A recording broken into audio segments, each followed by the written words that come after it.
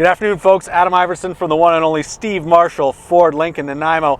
Today I've got the pleasure of driving my absolute favorite car in our inventory, a 2022 Lincoln Corsair. In fact, it's so much my favorite that it's the car I drive. Now, one of the features about this vehicle, and it comes in so handy, especially on Vancouver Island where there's a lot of highway, is the cruise control. This vehicle has 360 co-pilot assist as well as adaptive cruise and lane keeping.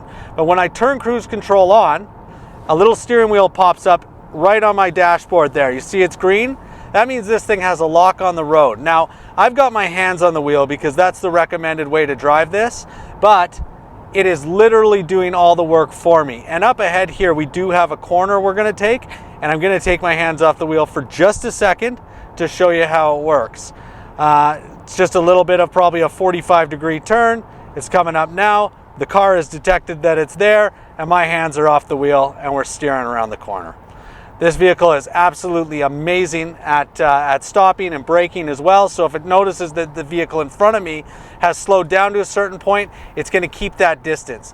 Things like this on a road trip to, say, Calgary or Kelowna, anything like that, not only make the drive easier, but they make it that much safer.